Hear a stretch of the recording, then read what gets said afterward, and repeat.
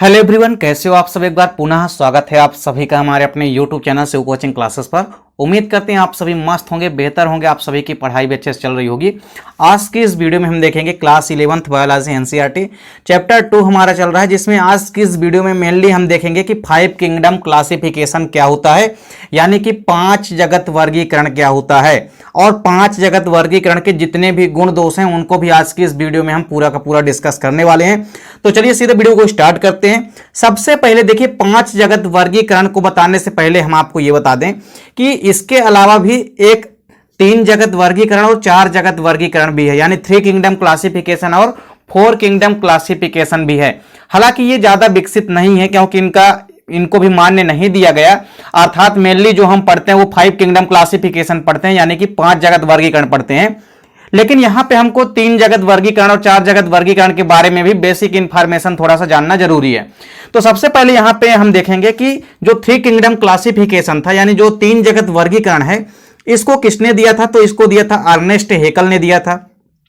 Ernest Haeckel ने इसको दिया। और साथ ही साथ आपको यह भी याद रखना है कि इन्होंने जब 3 जगत वर्गीकरण बनाया, 3 जगत वर्गीकरण जैसा कि नाम से ही स्पष्ट है कि 3 जगत, अर्थात उन्होंने जितने भी जीवधारी थे, यानी जितने भी ऑर्गेनिज्म थे, सभी को उन्होंने केवल और केवल 3 जगत में क्लासिफाई कर दिया। जिसमें पहला जगत उन्होंने बनाया प्रोटिस्टा, इसके अलावा दूसरा था प्लांटी किंगडम और तीसरा था एनिमेलिया। तो आपने इसके पहले पढ़ा है 2 किंगडम क्लासिफिकेशन। तो 2 किंगडम क्लासिफिकेशन को किसने दिया था? कैरोलस लिनियस ने। तो कैरोलस लिनियस ने जो अपना 2 किंगडम क्लासिफिकेशन दिया, यानी कि जो 2 जगत वर्गीकरण दिया, उसमें आपने क्या देखा है कि उसमें उन्होंने हर एक जीवधारी को केवल और केवल 2 जगत में विभाजित किया है। एक जगत उन्होंने बनाया था प्लांटी किंगडम, यानी पादप जगत, दूसरा उन्होंने बनाया था जंतु जगत, यानी कि एनिमल किंगडम। वहीं यदि हम बात करते हैं 3 किंगडम क्लासिफिकेशन की, तो इसको जो अर्नेस्ट हेकल ने दिया, इन्होंने संपूर्ण जीवधारियों को 3 जगत में डिवाइड कर दिया। पहला था प्रोटिस्टा, दूसरा था प्लांटी और तीसरा था एनिमेलिया। तो प्लांटी में उन्होंने प्लांट किंगडम के अंतर्गत आने वाले जितने भी पौधे थे उनको रखा। इसके अलावा एनिमेलिया में उन्होंने जंतु जगत को, जंतु सभी जीवधारियों को रख दिया, एनिमल्स को रख दिया। इसके अलावा बाकी जो बचे उसको उन्होंने किस में रख दिया? प्रोटिस्टा में रख दिया। जबकि इसके बाद फिर आया 4th किंगडम क्लासिफिकेशन। तो 4th किंगडम क्लासिफिकेशन यानी जो 4 जगत वर्गीकरण इसको आप कह सकते हैं। तो 4 जगत वर्गीकरण में क्या था?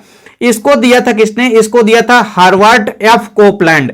देखिए ये क्वेश्चन आपके वस्तुनिष्ठ के लिए ज्यादा इंपॉर्टेंट है, क्योंकि यहां पे एमसीक्यू के रूप में ये क्वेश्चन अक्सर पूछे जाते हैं। हालांकि इनसे क्वेश्चन बहुत कम आते हैं। क्वेश्चन जो मेनली पूछा जाता है वो 5 किंगडम क्लासिफिकेशन पर ही पूछा जाता है। चलिए 4th किंगडम क्लासिफिकेशन की यदि हम बात करते हैं तो किसने दिया? हार्वर्ड एफ कोपलैंड ने दिया था। किसने दिया था? एफ कोपलैंड आप इनको कह सकते हैं। तो एफ कोपलैंड ने दिया था, यानी हार्वर्ड एफ कोपलैंड ने दिया था। अब इन्होंने क्या किया कि संपूर्ण जीवधारियों को इन्होंने इनके लिए 4 जगत बनाए। अभी आपने क्या देखा था? 3 जगत वर्गीकरण में टोटल 3 जगत थे, जबकि 4th किंगडम क्लासिफिकेशन जैसे ही आया वैसे ही इसमें एफ कोपलैंड ने क्या किया? संपूर्ण जीवधारियों के लिए 4 जगत बना दिया।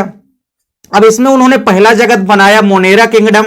दूसरा था, देखिए यहां पे जो 3 किंगडम क्लासिफिकेशन था उसमें प्रोटिस्टा था, तो प्रोटिस्टा का नाम उन्होंने चेंज कर दिया यहां पे और प्रोटेक्टिस्टा रख दिया। और इसके अलावा प्लांटी और एनिमेलिया।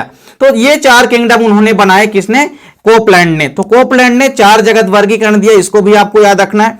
फिर इसके बाद आता है 5 किंगडम क्लासिफिकेशन, क्योंकि हम पढ़ते हैं मेनली 5 किंगडम क्लासिफिकेशन को ही। 5 किंगडम क्लासिफिकेशन की यदि हम बात करते हैं तो इसमें पहला जो जगत है वो है मोनेरा किंगडम, यानी कि जगत मोनेरा। दूसरा है जगत प्रोटिस्टा, यानी कि प्रोटिस्टा किंगडम। और तीसरा है किंगडम फंगाई, यानी कि कवक जगत। चौथा है किंगडम प्लांटी, यानी कि पादप जगत या प्लांटी किंगडम। और 5वां है एनिमेलिया, यानी कि जंतु जगत या एनिमेलिया। इसको किसने दिया था? तो सबसे ज्यादा इंपॉर्टेंट है, क्योंकि अक्सर आपके एग्जाम में पूछा जाता है कि 5 जगत वर्गीकरण किसने दिया। तो इसको किसने प्रपोज किया? तो आपको याद रखना है आर.एच. व्हिटेकर। तो आर.एच. व्हिटेकर ने क्या दिया? 5 किंगडम क्लासिफिकेशन दिया। तो 5 किंगडम क्लासिफिकेशन में आपको देखना है कि जो 5 किंगडम क्लासिफिकेशन है, जीवों की देखिए इतनी सारी विविधताएं हैं और जीवों में इतनी सारी विभिन्नताएं हैं कि इनको वर्गीकरण की कमियों को देखते हुए, जैसे 2 जगत वर्गीकरण था, फिर 3 जगत वर्गीकरण आया, फिर इसके बाद 4 जगत वर्गीकरण आया। तो इनकी कमियों को देखते हुए सन 1969 में, यानी 1969 में अमेरिका के वैज्ञानिक आर.एच. व्हिटेकर ने वर्गीकरण की 5 जगत प्रणाली को प्रस्तुत की और संपूर्ण जीवधारियों को उन्होंने 5 किंगडम में क्लासिफाइड कर दिया। जो पहला उसमें से किंगडम है वो है जगत मोनेरा, दूसरा है जगत प्रोटिस्टा, तीसरा है जगत प्लांटी, चौथा है जगत कवक और पांचवा है जगत एनिमेलिया यानी कि किंगडम एनिमेलिया। पर इसके अलावा आप देखेंगे कि 5 किंगडम क्लासिफिकेशन भले ही मान्य है, भले इसको हम पढ़ते हैं, पर कुछ कमियां इसमें भी है। जैसे पहली और मोस्टली कमी इसमें क्या है कि विषाणुओं को यानी कि वायरस को इन्होंने अपने किसी भी जगत में स्थान नहीं दिया है। यह इस वर्गीकरण की सबसे प्रमुख बड़ी कमियों में से एक है। इसके अलावा आप देखेंगे 5 जगत वर्गीकरण के सबसे पहले तो हम देखते हैं कि गुण क्या क्या हैं, ऐसे कौन कौन से गुण हैं जिनके कारण 5 जगत वर्गीकरण को मान्य किया गया। और फिर इसके बाद हम देखेंगे कि कुछ सारे कई ऐसे दोष भी हैं 5 जगत वर्गीकरण के, उनको भी हम देखेंगे। अब 5 जगत वर्गीकरण के सबसे पहले यदि हम गुण देखते हैं तो इसमें पहला प्रमुख गुण क्या है कि प्रोकैरियोटिक जो इतने भी होते हैं प्रोकैरियोटिक जीव, उनको एक पृथक जगत का दर्जा देना। देखिए जब 5 जगत वर्गीकरण बना है तो इसमें क्रमशः हम आपको जगत मोनेरा से लेकर के जगत एनिमेलिया तक के सभी इंपॉर्टेंट टॉपिक की वीडियो प्रोवाइड कराएंगे। आज की वीडियो में हम देखेंगे केवल गुण व दोष। इसके बाद आपको क्रमशः जगत मोनेरा, जगत प्रोटिस्टा और जगत फंगाई सबकी वीडियो आपको क्रमशः मिलेगी। तो 5 जगत वर्गीकरण का जो पहला गुण है वो ये है कि प्रोकैरियोटिक को एक पृथक जगत का दर्जा देना। अर्थात कहने का मतलब यह है कि जब आपने 2 किंगडम क्लासिफिकेशन देखा उसमें क्या था, उसमें तो कैरोलस लिनियस ने क्या किया था कि चाहे वो प्रोकैरियोटिक हो चाहे यूकैरियोटिक सभी को उन्होंने पादप जगत में रख दिया, जो कि उचित नहीं था क्योंकि प्रोकैरियोटिक जीव बाकी सबसे अलग होते हैं। तो प्रोकैरियोटिक जीवों को 5 किंगडम क्लासिफिकेशन में यानी कि 5 जगत वर्गीकरण में एक अलग से जगत में रखा गया। देखिए जो जगत मोनेरा है, मोनेरा जगत में स्पेशली प्रोकैरियोटिक एक कोशिकीय जीवों को रखा गया यानी कि यूनिसेलुलर प्रोकैरियोटिक जीवों को रखा गया किसमें, जगत मोनेरा में। तो प्रोकैरियोटिक जीवों को एक पृथक जगत का दर्जा देना तर्क संगत है। इसका मतलब यह है कि उचित है क्योंकि ये जीव जो होते हैं बेसिकली ये दूसरे जीवों से अपने कोशिकीय संगठन, जनन एवं कार्यकी में भिन्न होते हैं। देखिए ये पूरी तरह से प्लांट व एनिमल से भिन्न होते हैं, जिस कारण से इनको एक अलग से जगत में रख दिया गया जो कि काफी उचित है क्योंकि ये दूसरे बाकी जीवों के अपेक्षा कोशिका के संगठन में, रिप्रोडक्शन या जनन में भी और कार्यकी में भी, ये सभी में क्या होते हैं, पादप जगत व जंतु जगत से पूर्णतया क्या होते हैं, भिन्न होते हैं, जिस कारण से इनको एक अलग से जगत में रख दिया गया है जो कि उचित है। इसके बाद देखिए दूसरा इंपॉर्टेंट चीज क्या है कि युगलीना हो गया, इसके अलावा क्लेमाइडोमोनास हो गया, श्लेष्म हो गए, फफूंद हो गए, इन जैसे जीवों को कैरोलस लिनियस ने आपने देखा था कि पादप जगत में रख दिया गया था और या कि कुछ जीवों को उन्होंने किस में रख दिया था, जंतु जगत में रख दिया था। लेकिन इनको प्रोटिस्टा जगत में रखना सही कदम है। देखिए प्रोटिस्टा जगत में अलग से इन जीवों को रख दिया गया है। तो प्रोटिस्टा जगत में स्पेशली युगलीना, क्लेमाइडोमोनास इनको रखा गया है। तो इनको अलग से एक जगत में शामिल कर दिया गया है जिसमें कि प्रोकैरियोटिक और यूकैरियोटिक और एक कोशिकीय जीवों को शामिल किया गया है। तो जो जगत मोनेरा है उसमें आप देखेंगे कि एक कोशिकीय प्रोकैरियोटिक जीवों को रखा गया है, जबकि जो जगत प्रोटिस्टा है उसमें आप पाएंगे कि एक कोशिकीय यूकैरियोटिक कोशिकाओं को रखा गया है। तो ये बेसिकली युगलीना, क्लेमाइडोमोनास इन सबको किसमें रखा गया है, प्रोटिस्टा जगत में अलग से रख दिया गया है। जबकि आपने द्विजगत वर्गीकरण देखा, त्रिजगत वर्गीकरण देखा, इनमें आपने देखा कि इनको पादप जगत में रखा गया था।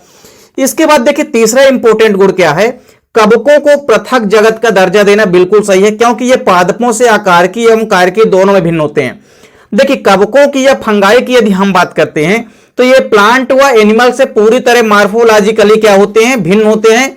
इस कारण से इनको एक अलग से जगत में रख दिया गया। स्पेशली कवकों के लिए एक अलग से जगत ही बना दिया गया जिसमें कि कवक जगत बनाया गया है और कवक जगत में स्पेशली कवकों को ही रखा गया है। तो कवकों को इन्होंने क्या किया कि एक अलग से जगत ही बना दिया जिसमें कि संपूर्ण कवक जगत को रखा गया है। तो संपूर्ण कवकों को कवक जगत में रखा गया, ये सबसे उचित कदम है।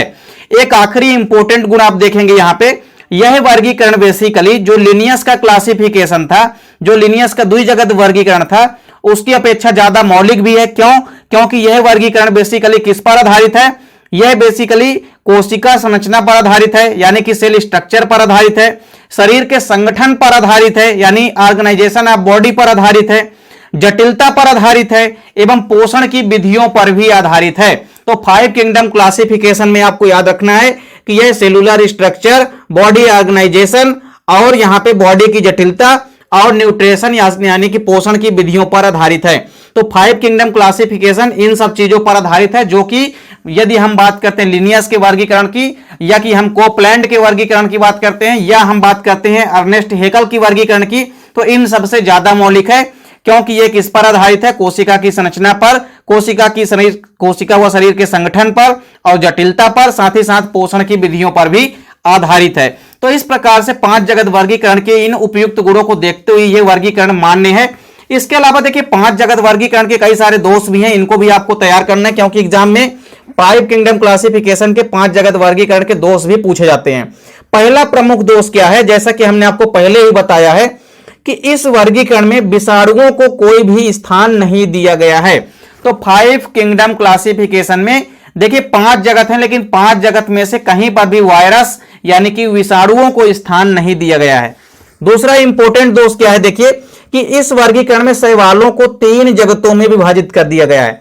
अब चूंकि जितने शैवाल हैं, शैवालों को तो उनको केवल एक ही जगत में रखना था, लेकिन इन्होंने क्या किया है कि मोनेरा जगत में नील हरित शैवालों को रख दिया गया है, यानी कि ब्लू ग्रीन एल्गी यानी कि साइनोबैक्टीरिया को रख दिया गया है। जबकि प्रोटिस्टा में यदि हम बात करते हैं तो एक कोशिकीय शैवालों को प्रोटिस्टा में रखा है इन्होंने।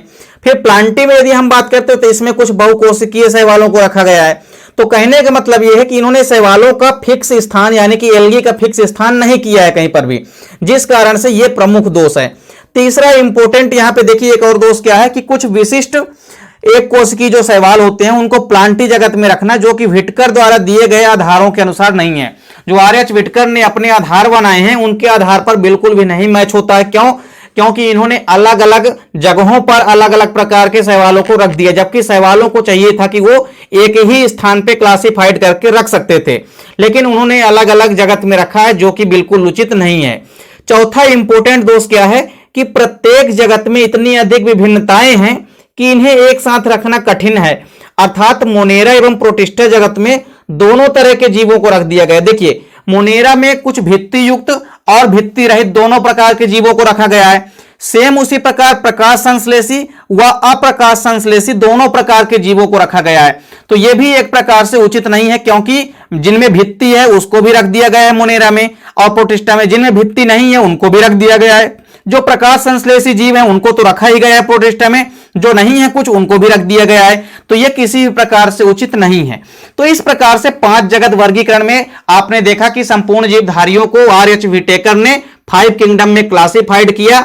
जगत मोनेरा, जगत प्रोटिस्टा, जगत कवक और जगत प्लांटी और जगत एनिमेलिया। तो 5 किंगडम क्लासिफिकेशन में उन्होंने संपूर्ण जीवधारियों को 5 किंगडम में क्लासिफाइड किया। 5 किंगडम क्लासिफिकेशन के आपने गुण दोष देख लिए हैं। अगली वीडियो में हम आपको दिखाएंगे कि पूरा का पूरा जो मोनेरा किंगडम है, मोनेरा जगत का पूरा वर्गीकरण हम देखेंगे अगली वीडियो में। उम्मीद करता हूं कि वीडियो पसंद आई होगी। वीडियो अच्छी लगे तो लाइक कमेंट जरूर कीजिए, साथ ही साथ दोस्तों के बीच ज्यादा से ज्यादा वीडियो को शेयर कीजिए। चैनल पे नए हैं तो चैनल को सब्सक्राइब जरूर कर लें, साथ ही साथ बेल आइकन प्रेस कर लीजिए। मिलते हैं नेक्स्ट वीडियो में, तब तक के लिए जय हिंद, वंदे मातरम।